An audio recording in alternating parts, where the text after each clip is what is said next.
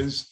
Let me welcome you to the first in a series of monthly meetings that we're having in the area of self-help and self-improvement. I call this Living Your Best Life. It is a collaboration between the Hollywood Full Gospel Baptist Cathedral, the Queen's Ministry of New York City, and Lewter Life Coaches, which is a resource and life coach enterprise that is managed by my sisters and myself. Here of late, I have toiled over what we as a ministry could do to be more helpful and more useful to our members. I know that we sing, pray, we worship, we praise God primarily on Sunday, and then there are some midweek activities that we have. But it just seemed to me that we ought to be a resource for individuals because there's so much there. There's a myriad of problems that people face each and every day. And I wanted to develop some practical tools and strategies that people could use to navigate the stormy weather and the stormy waters that we go through day after day, week after week, month after month, and year after year. And the Lord laid upon my heart to develop some productivity tools, some life application tools. Now, I'm not abandoning what we do typically, Queen's Ministry on Wednesday night, where we come together in our Bible webinar and we review the sermon of the preceding Sunday, and I try and give you information, background, and resources to augment and supplement the word and the message that is provided on Sunday morning. But I wanted to take one of those weeks during the month and offer some direct tools and strategies for your own productivity, your own enhancement, your own self-help and self-improvement. And so we'll be doing this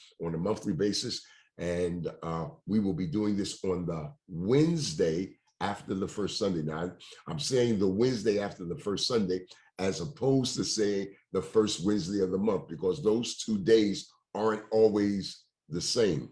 Sometimes the week or the month comes in prior to Sunday.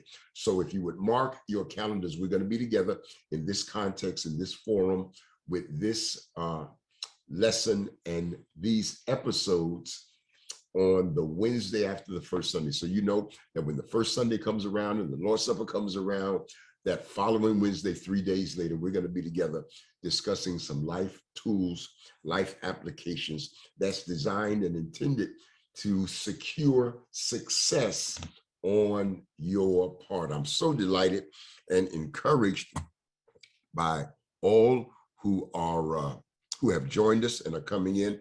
And Pastor, I am going to, if you don't mind, I am going to make you a co-host so that you can watch the door, so that persons who come in a little late will gain access to the room tonight. I do know that once I get started and begin to flow, my eye won't be as attentive to the waiting room as it probably needs to be. So if you would watch the waiting room and people who come in a little late, if you would grant them access to the room, I would appreciate it. You should be a co-host by now.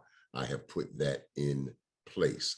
So with that said and done, tonight, and for Sister Eldora who asked the question, and this is just a brief sketch. Now, for the next 3 months, Sister Eldora, I am going to be talking about defeating your own worst enemy, defeating your own worst enemy. And here's the kicker. The kicker is that your worst enemy is not a friend, it's not an associate, it's not a colleague, it's not a coworker, it's not even a family member. In many instances, your worst enemy is yourself.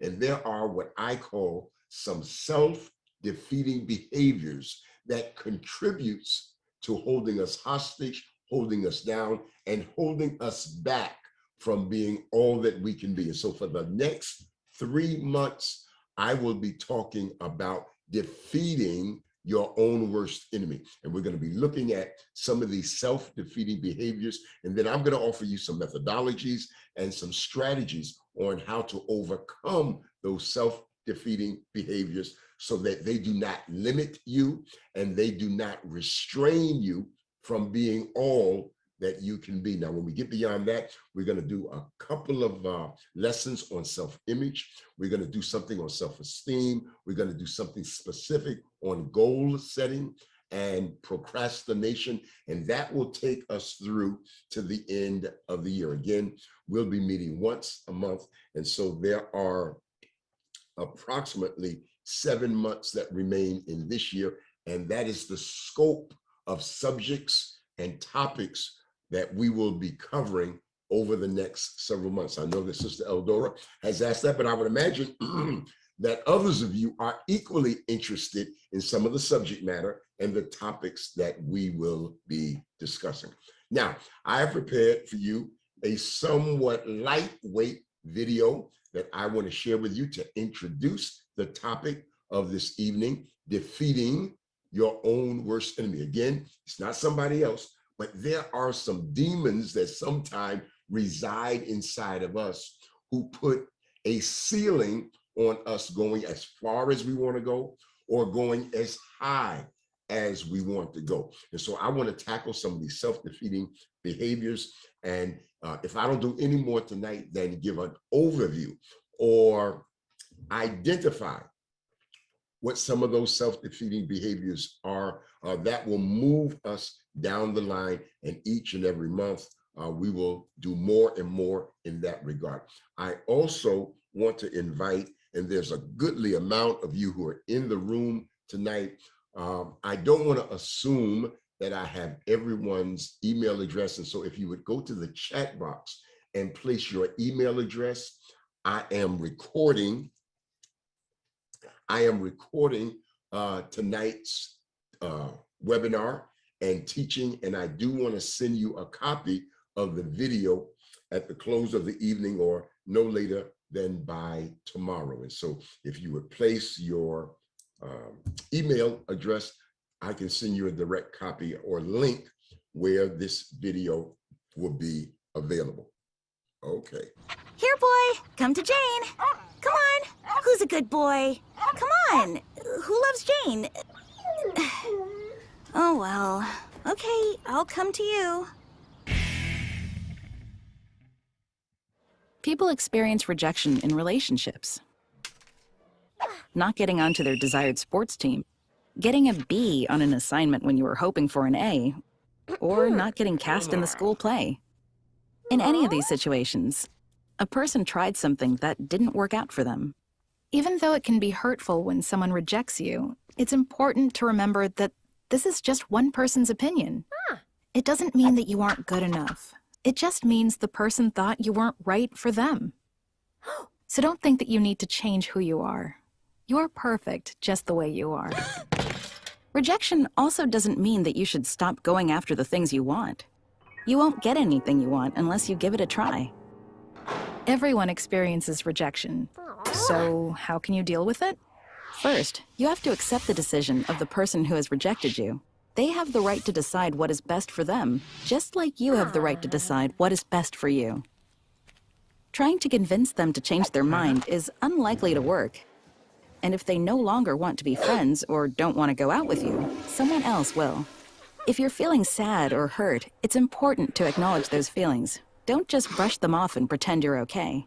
It's important to take time to process how you are feeling. If you are feeling sad or angry, or if you want to get revenge, you should talk to someone you trust who can help you to work through these feelings. It'll help for you to choose to be around people or activities that are fun or make you feel confident. Stay positive and remember, just because you experienced rejection this time doesn't mean that you'll have the same outcome next time. And so, beloved, I want to look at what is rejection. We all, at various points and times in our life, go through rejection, and it can be debilitating. It can be an assault on our self-esteem, our sense of self-worth, self-value. It can rattle us and cause us to become insecure and even paranoid about our circumstance, our environment, people who are around us, and items that are around us. Because we want to feel so good about ourselves. And all of us have this angst where we want to be liked by so many. rejection is one of the things that we often try to avoid.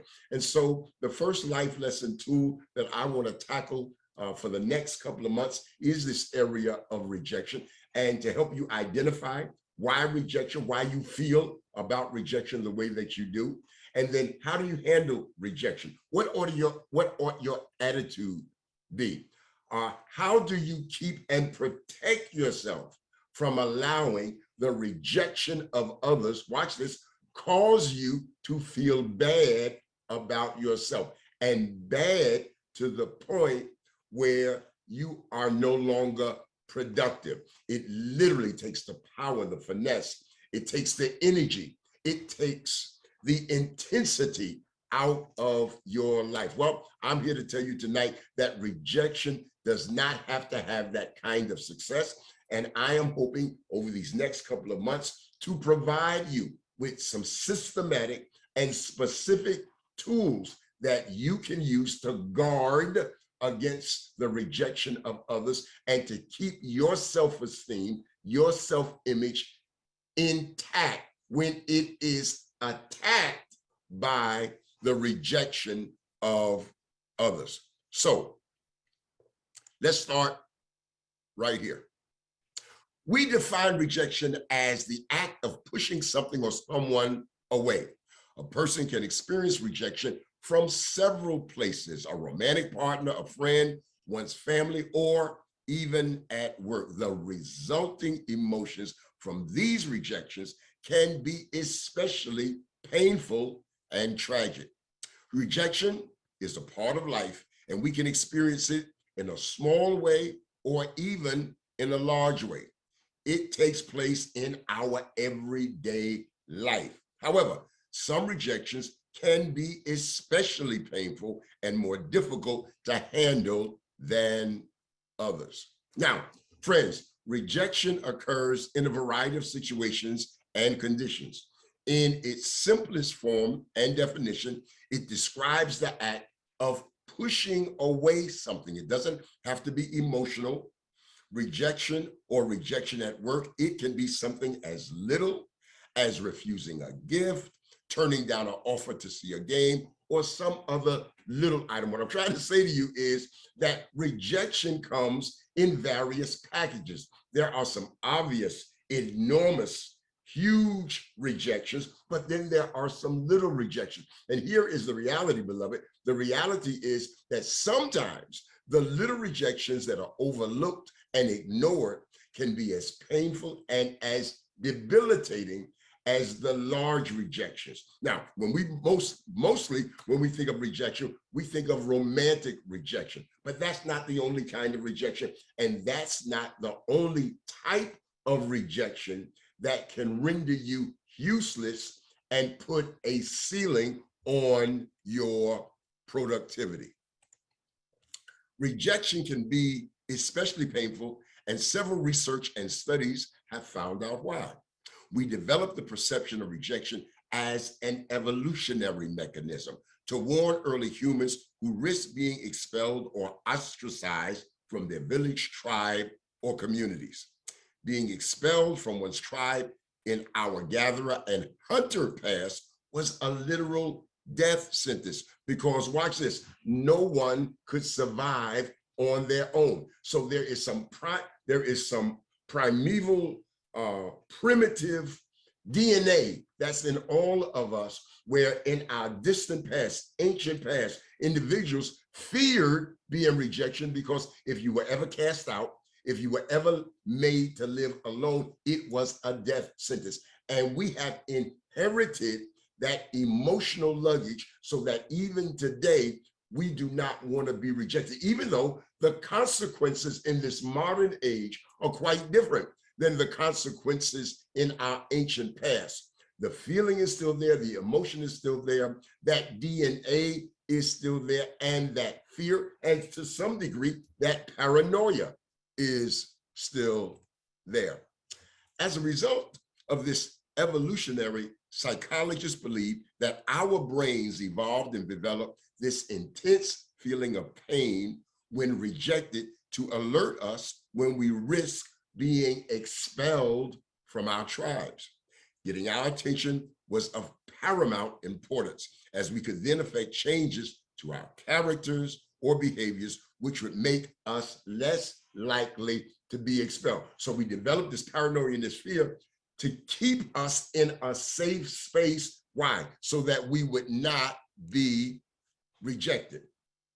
Now, having said that, and again, this tonight is primarily an overview, I want to walk you through some of the types of rejection that we encounter and we experience. The feeling of rejection occurs in many contexts, and the amount of pain we feel depends on the circumstances under which we were rejected. Now, some of those typical types of rejection include the following. The first, and if you're taking notes, this is a good place to take notes. I'm not going to do study questions. I'm not going to make you take an exam.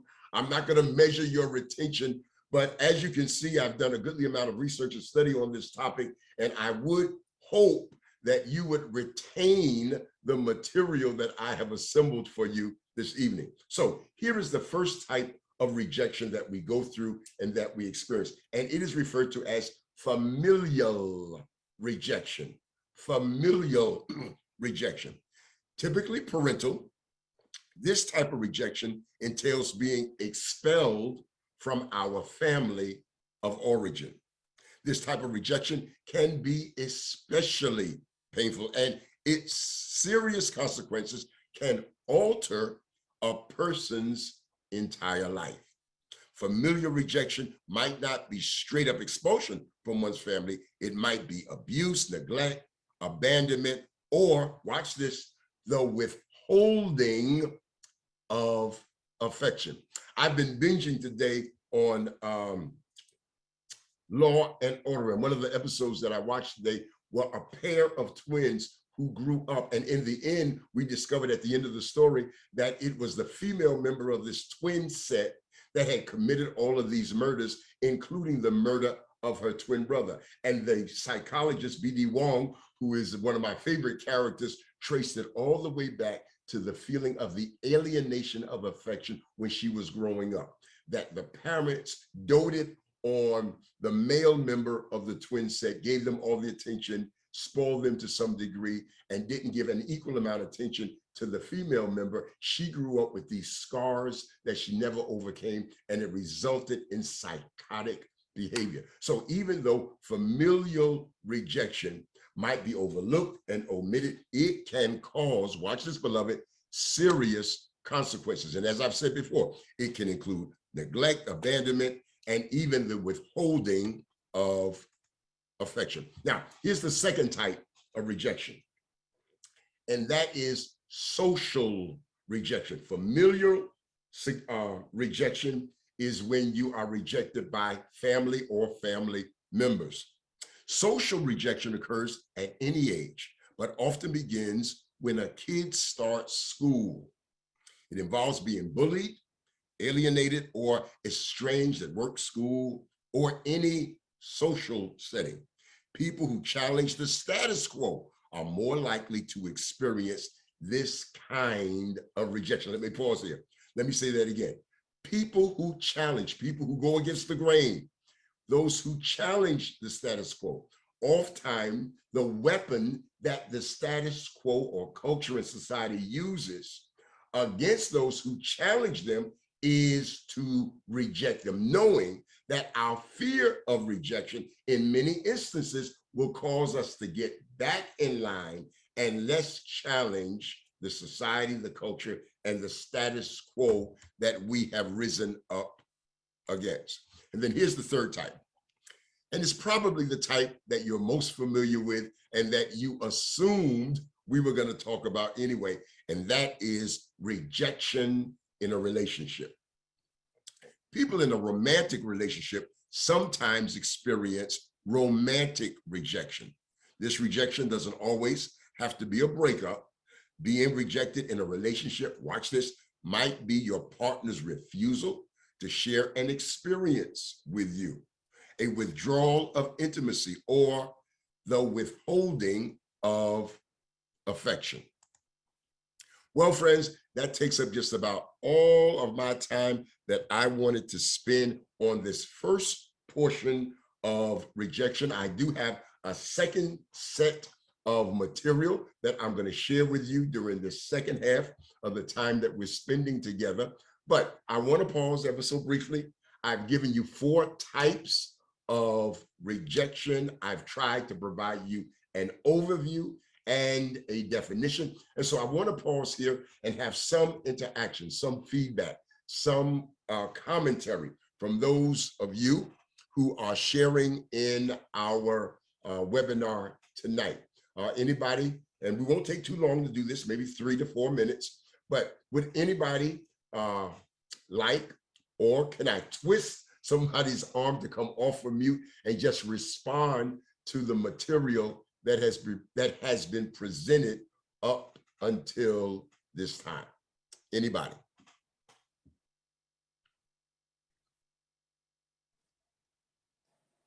Bishop, I'm looking forward to continuing, more extensive.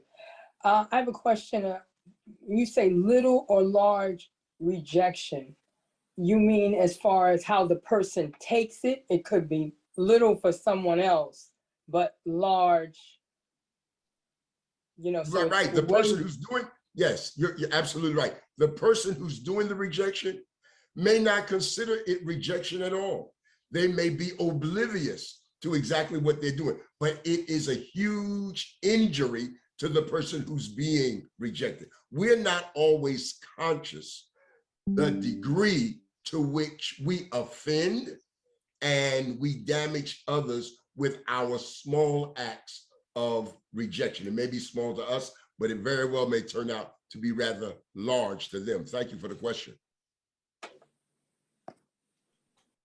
Anybody else? This is the only way I know if I'm hitting the mark. I need just a little feedback from you so that I know how we're doing. From your silence, I cannot assume that we're all on the same page and that this is as beneficial as I intended to be. I never I thought that like the word rejection was just one broad term and there were not many terms for the word rejection. Okay, that sounds like Isaac. Isaac, is that you? Okay, good. Anybody else? So Bishop, it's Yes, a wonderful topic, is much needed. And, most of our young people need to really see this tape because most of them are in this category of rejection and don't believe that what's going on, and they cannot handle rejection. Young people under 20 or under 30 years old, rejection to them is probably one of the worst concepts in their life because they can't handle it. That's why suicide or depression or mental breakdown, because our age group understand rejection. We were taught that as a little child. No, you can't have it. But our children or just young people, they don't understand what is no. Sure. Yeah. Great. Thank you for that. Anybody else before I move on to my second half this evening? Yes, Bishop. I would like to add to Bishop Walter's comment. Yes. I totally agree with him. If y'all may recall, a few months back, there was a couple, I believe they lived in Georgia, the state of Georgia, and the gentleman wound up shooting the young lady he was talking to because she rejected him. She no longer wanted to be with him. So he waited for her as she went to work, and she parked in an underground facility. He observed her and he shot her about 9 or 10 times, killing her because she decided she no longer wanted to have anything to do with him. So in that case, she rejected him. He didn't know how to handle rejection, and he wound up killing her. Yeah. So even not just young people, but older people as well. So I Sure. believe they were like in their 30s, early 30s or whatever, but. Yeah, I saw that and I was struck by it as well. Thank you for that, Sister Brown. Appreciate it.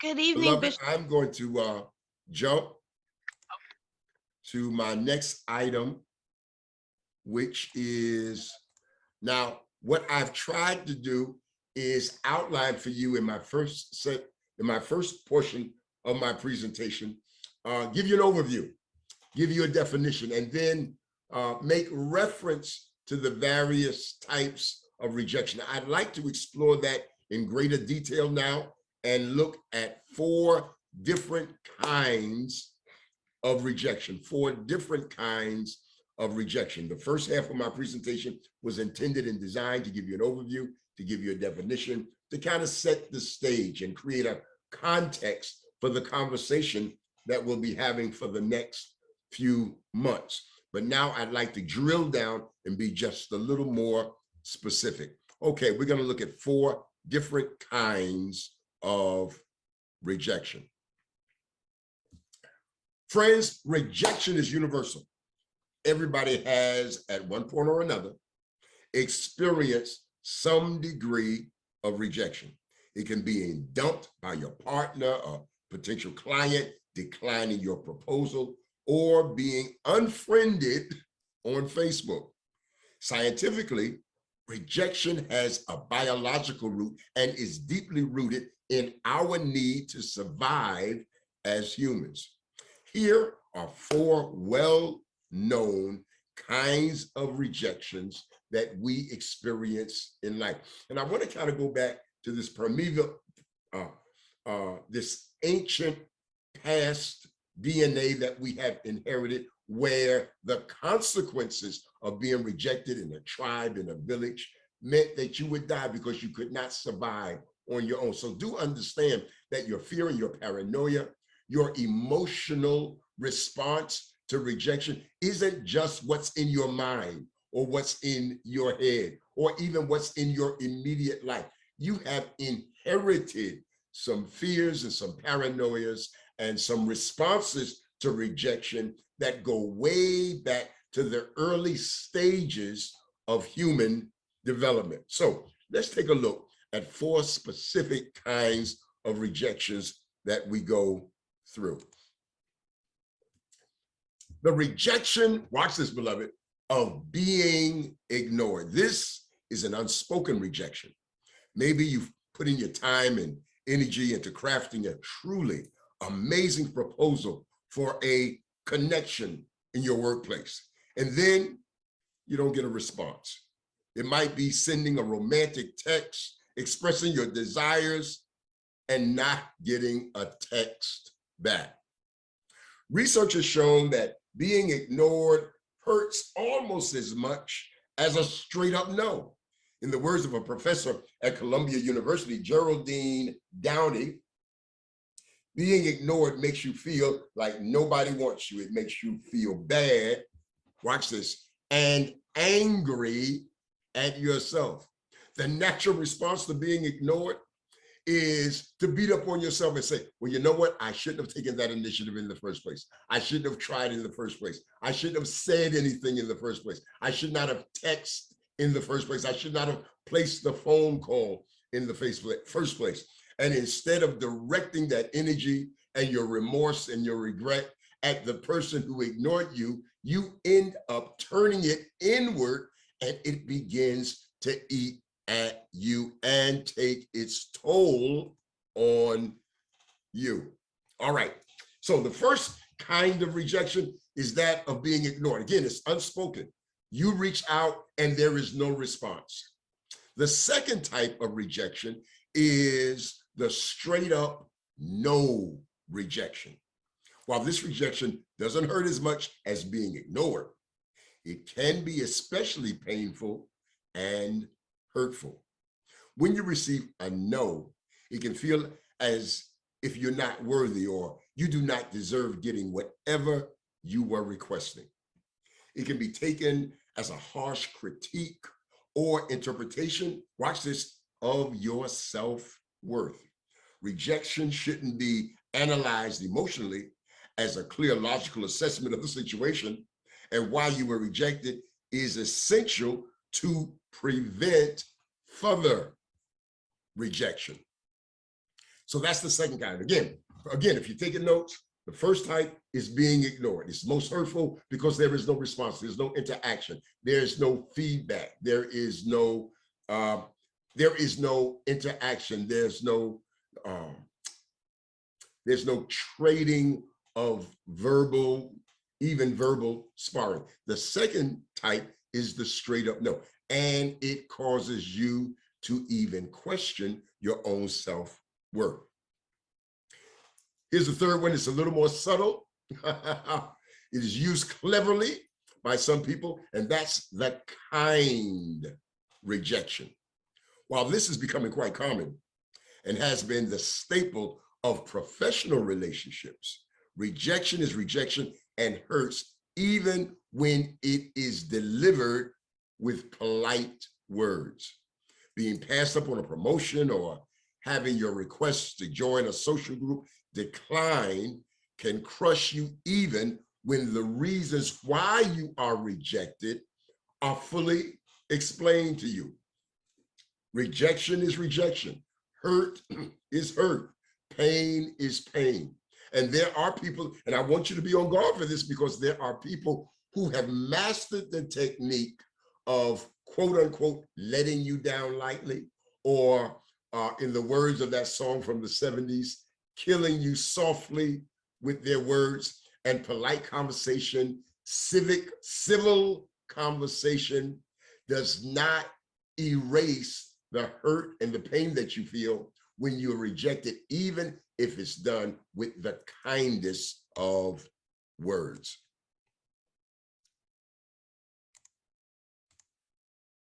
Research by the University of Michigan Medical School showed that our brains handle social rejection similarly to physical injuries. Did you hear that?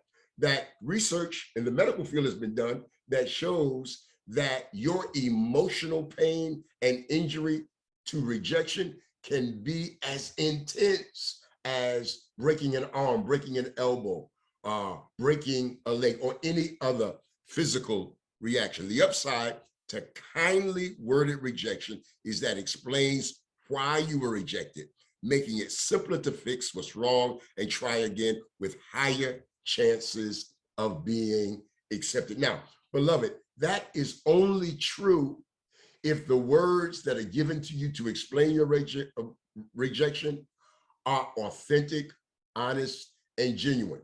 Understand, be on guard, because if a person is using kind words or even explaining the rejection, but it's not the true self, it's not what they really mean, it's a flowery way of glossing over the fact that they don't want to be bothered or they don't want to make a connection, then having the explanation is of no real value to you, because your assumption will be is that if you explain to me what's wrong, then I will fix it. All of us have this fixer mentality where if you tell me what's wrong, give me some time, I will fix what is wrong so that you won't reject me the next time. Now, if you are being given an honest assessment of the situation and basis for the rejection, then yes, you can correct your behavior and you can improve your chances of being accepted rather than rejected. But if the rejection or the kind words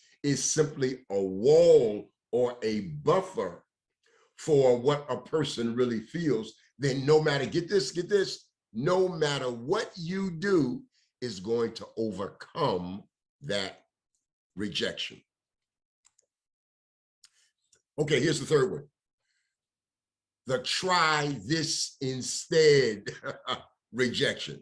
In most cases, especially in our professional lives, a rejection comes with suggestions for improvement. A potential employer might encourage you to change your skill set and then try applying at another time.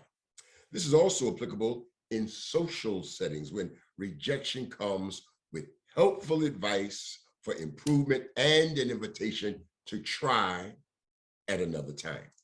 This type of rejection is easier to deal with as they give you a clear-cut outline for being accepted. Now, 2 and 3 are closely related because it is based, get this, beloved, please get this tonight, it is based upon the assumption that the feedback you're getting, the conversation that you're getting, the rationale, the explanation that you're given, the reasons that you're given are true and honest.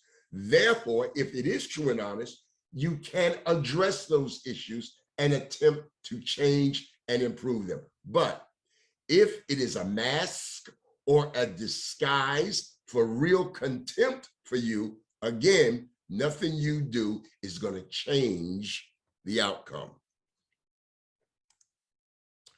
Well, I've taken up a goodly amount of your time, and I've covered 2 sets of presentations that I wanted to cover for this time that we are together. I'm going to leave the remainder of the time. I do know that some of you may have to jump off and go to a prayer and praise. And so I promised Sister Williams that I would be finished with my presentation by 7:45 to allow those who need to get to prayer and praise to do so. But I want to leave the remainder of time available to you for us to have as inclusive a conversation as possible. So now I have offered you a variety of rejections in my first presentation. I've given you 4 types of rejection in this presentation that are being ignored, that are being told a straight up no, that being told that you can improve, and the kind word, the polite or the kind rejection. And of course, that last one was the try this instead. I'm anxious to know to what degree any of you have experienced any of these modes of rejection. Have you been on the receiving end of this kind of rejection? Or wait a minute, if you are daring and courageous enough to be honest and transparent, are you guilty of applying any of these types of rejections on your friends, on your family, on people who are meaningful to you? What has been your experience on both sides of the ledger as it relates to rejection? Have you been rejected? Have you been rejected and you can relate to the material that's been explained tonight? Or have you been the perpetrator? Have you actually, maybe even unknowingly, used some of these techniques either genuinely or dishonestly in your relationship with others? Who wants to come off from mute?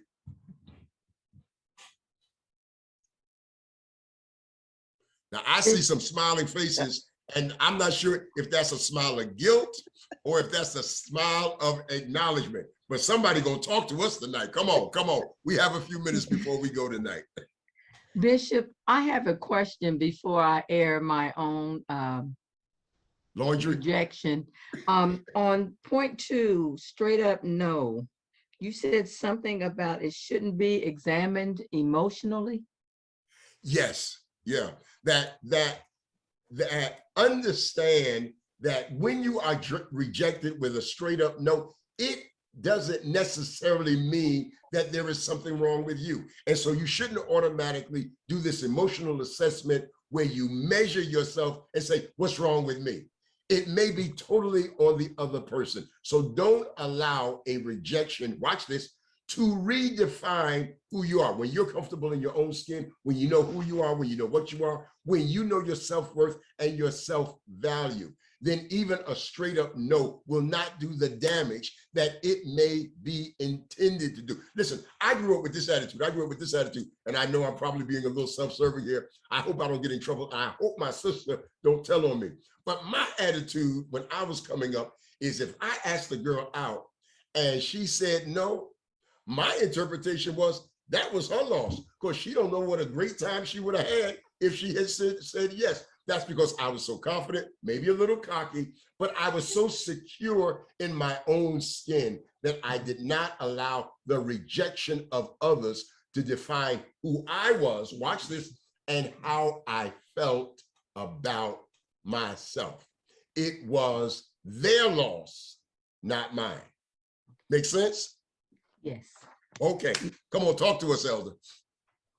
I have one more thing. Now, I've had to do the kind rejection and the try this again rejection as an employer, who has, hired, fired, demoted, and promoted.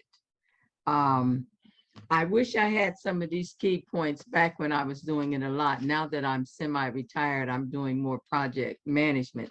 But I can say that in a couple of the mentees that I have that are now in HR and doing things like this, I can use this now for them to look at an approach when they are rejecting, to make sure they can offer something for those who are being rejected to look at, and then work towards coming back again and applying. Many times when a person is denied a promotion, they're not always encouraged to apply again.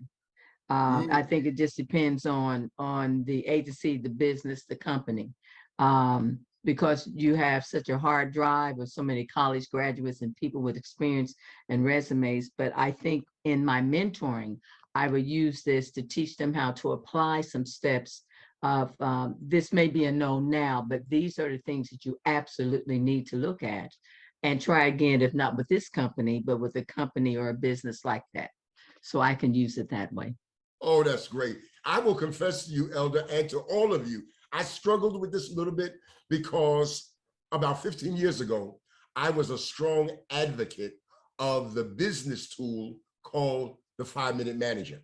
And those of you who are familiar with that technique know that there is a 1-minute assessment, 1-minute criticism, and 1-minute reward. And you would use the kind word or the try this instead as a part of not only the negotiation, but a part of the exchange with the person that you were managing. And so I can see where this might be a conflict with that. So I appreciate your ability to identify these items and be able to use it in the workplace in the future.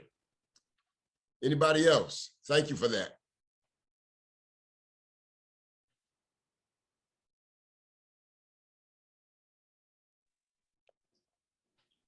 Bishop, I have to admit that you were stepping all over my feet when you spoke about the unspoken or ignored rejection. And so I'm thinking that we should not take it so seriously, especially if it's a text or a phone call. Or personally. I would use the word, Sister West, I would use the word personally. That we should take it serious, but we shouldn't take it personal. You know, some people just do not communicate well. And here's another thing.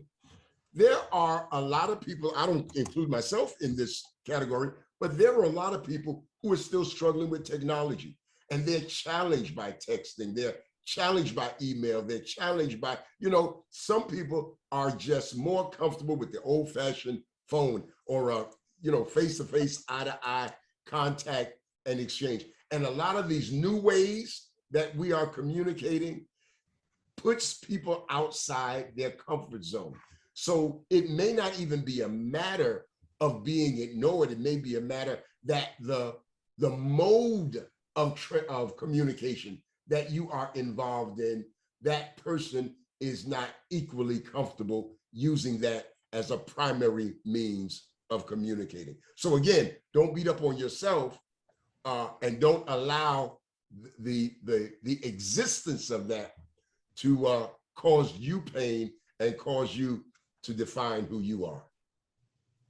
Okay, thank you. And I also have to admit that the last one, try this instead rejection, I have used with my grandson when he has been rejected from a job. So Okay, okay. Now I'm anxious to know, were you honest in the try this instead, or were you just using that as a filler or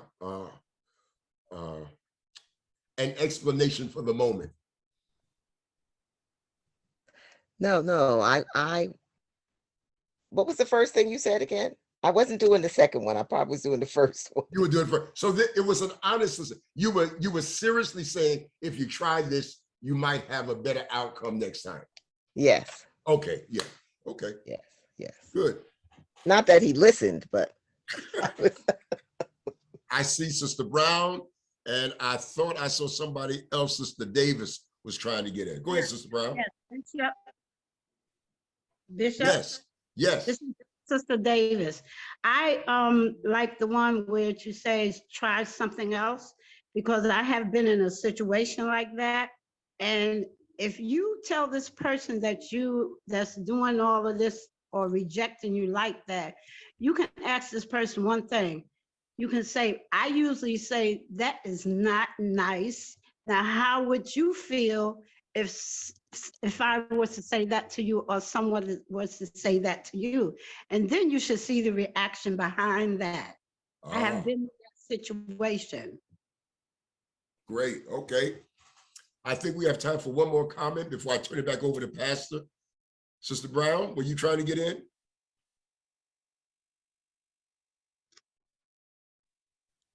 No, but I totally agree with all that, the statements that was made. Is so true that it's based on how you address a person, what you say to a person. You must be very vigilant, because a person may take it the wrong way. So you must think before you speak, because everyone see situations differently, or they may go through some emotional stresses. But definitely we must watch and be, once again, vigilant how we present ourselves and how we speak to other people. Good, good. Well, listen, beloved, I'm going to turn you back over to Pastor Ellis, but I want to thank you for your time, your attention. You can tell that I am emphatic. I'm excited. I am fascinated about this opportunity to spend this kind of time doing something slightly different on the Wednesday after the first Sunday. I have been working on this material for the last several days, and I have prepared my lessons all the way through October. And so I'm hopeful that you'll tell somebody, that you'll tell a neighbor, a friend, a family member to come and join us. It's just for 1 hour. And it's my hope and my prayer that what I am giving you is not just rhetoric, but there are items that you can write down, jot down, and embed in your own life so that it makes a difference in your life.